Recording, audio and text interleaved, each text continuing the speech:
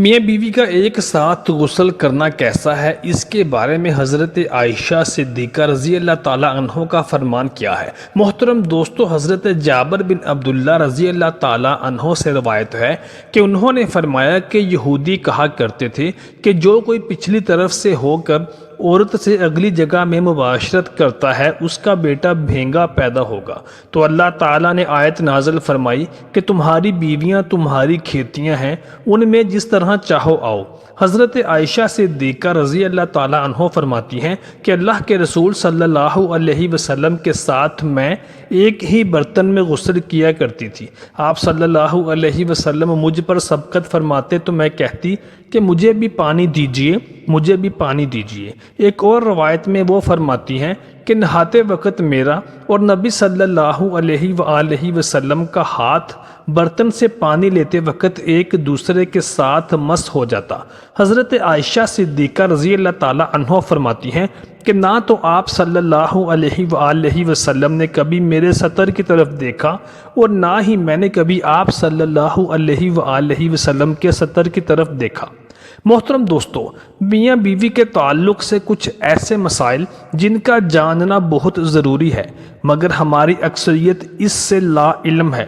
کیونکہ دینی کتب ہم پڑھتے نہیں ہیں اور عالم دین سے ہم پوچھتے نہیں کیونکہ ہمیں شرم آتی ہے، جبکہ اللہ تبارک و تعالی حق بات کہتے ہوئے نہیں شرماتا، اور قرآن پاک میں اللہ تبارک و تعالی نے حق بات کو کھول کھول کر بیان کر دیا ہے۔ اسی طرح نبی کریم صلی اللہ علیہ وآلہ وسلم نے بھی کبھی حق بات کہنے میں شرم یا جھجک محسوس نہیں کی تھی۔ میاں بیوی ایک ساتھ غسل کر سکتے ہیں یا نہیں، اور ان کے لیے ایک دوسرے کے بدن کو دیکھنا جائز ہے یا نہیں؟ محترم دوستو، ایک دوسرے کے بدن کو دیکھنا یا ایک ساتھ غسل کرنا شرعاً جائز ہے، اس میں کوئی ممانعت یا قباحت نہیں، لیکن شرمگاہ کی طرف دیکھنا خلاف ادب ہے اور ناپسندیدہ عمل ہے۔ خاص طور پر جمعہ کے وقت بات کرنا مکروہ ہے، جس سے بچے کے توتلے پیدا ہونے کا خدشہ ہوتا ہے۔ اسی طرح اس وقت عورت کے اعضائے مخصوص کی طرف نظر کرنے سے بھی بچنا چاہیے، کیونکہ اس سے بچے کے اندھے پیدا ہونے کا امکان ہوتا ہے۔ یوں ہی بالکل بے لباس ہو کر بھی صحبت اختیار نہیں کرنی چاہیے، ورنہ بچے کے بے حیا پیدا ہونے کا اندیشہ ہوتا ہے۔ حضرت عائشہ صدیقہ رضی اللہ تعالیٰ عنہ نے عرض کیا کہ یا رسول اللہ صلی اللہ علیہ وآلہ وسلم، عورتوں کو تو بہت سارا ثواب مل گیا، تو مردوں کو اس بارے میں کیا ثواب ملے گا؟ تو آپ صلی اللہ علیہ وآلہ وسلم مسکرائے اور فرمایا کہ مرد اپنی عورت کو ہاتھ پکڑ کر خود سے مانوس کرتا ہے تو اس کے لیے ایک نیکی لکھ دی جاتی ہے، اور جو مرد پیار سے اپنی عورت کے گلے میں ہاتھ ڈالتا ہے تو اس کے حق میں 10 نیکیاں لکھ دی جاتی ہیں، اور جو عورت سے مباشرت کرتا ہے تو اس کو دنیا اور ما فیہا سے افضل ثواب ملتا ہے۔ ایسے ہی جب غسل کرتا ہے تو بدن کے جس حصے پر سے پانی گزرتا ہے اس کو اس کے ہر بال کے بدلے میں نیکی لکھ دی جاتی ہے، اور اس کا گناہ معاف ہو جاتا ہے اور درجہ بلند کر دیا جاتا ہے، اور غسل کرنے کے عوض جو چیز اس کو دی جاتی ہے وہ دنیا اور ما فیہا سے بہتر ہوتی ہے۔ اور اللہ تبارک و تعالی فرشتوں میں فخر کرتا ہے کہ میرے بندے کی طرف دیکھو، سرد رات میں غسل جنابت کے لیے اٹھا ہے، وہ بھی اس لیے کہ میں اس کا رب ہوں اور اس بات پر یقین ہے اس کو، تو میرے فرشتوں گواہ ہو جاؤ کہ میں نے اپنے اس بندے کو بخش دیا ہے۔ محترم ناظرین کرام، اسلام نے میاں بیوی کو کسی قسم کے کوئی بھی طریقے سے مباشرت کرنے سے ممانعت نہیں فرمائی، لیکن اس میں کچھ آداب ہوتے ہیں جن کو ملحوظ خاطر رکھنا ہوتا ہے، کچھ وقت کی نزاکت ہوتی ہے۔ اب یہ نہیں کہ بیوی اور شوہر تھکے ہارے ہوئے ہوں، یا دونوں میں سے کوئی ایک تھکا ہارا ہوا ہو اور دوسرا کہے کہ آج میں نے کرنا ہی کرنا ہے، تو اس طرح سے ساتھ والے کا موڈ دیکھنا اور اس کے کام کی نوعیت کو دیکھنا،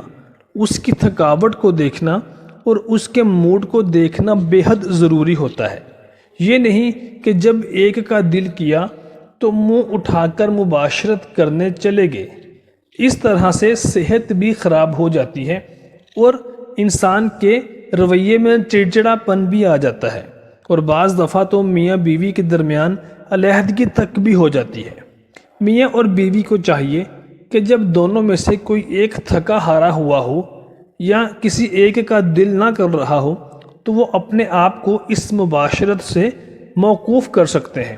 لیکن بیوی کے لیے حکم ہے کہ جب اس کا شوہر اس کو مباشرت کے لیے بلائے تو وہ اس کو انکار مت کرے۔ اگر وہ ایسا کرتی ہے اور اس کا شوہر مباشرت کی خواہش رکھتے ہوئے اس کے انکار کی وجہ سے بغیر مباشرت کیے سو گیا تو پوری رات فرشتے اس عورت پر لعنت کرتے رہیں گے۔ اس لیے عورتوں کو چاہیے کہ اپنے مردوں کی پسند اور ان کی ناپسند کا خاص خیال رکھیں۔ ہاں، مردوں کو بھی چاہیے کہ عورتوں کے موڈ کے مطابق اپنی روٹین کو ایڈجسٹ کرنے کی کوشش کریں۔ جب مرد کا دل کر رہا ہو تو تب اس کو کرنا ضروری ہے تاکہ وہ زنا سے بچ سکے،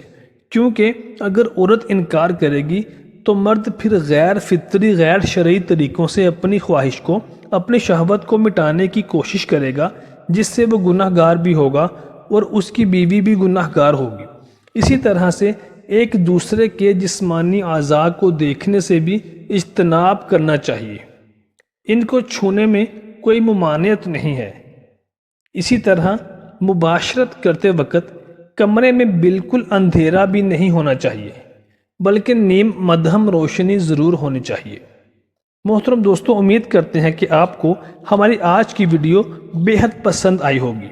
مزید معلوماتی ویڈیوز کے لیے ہمارے چینل کو سبسکرائب ضرور کر لیجئے۔ شکریہ۔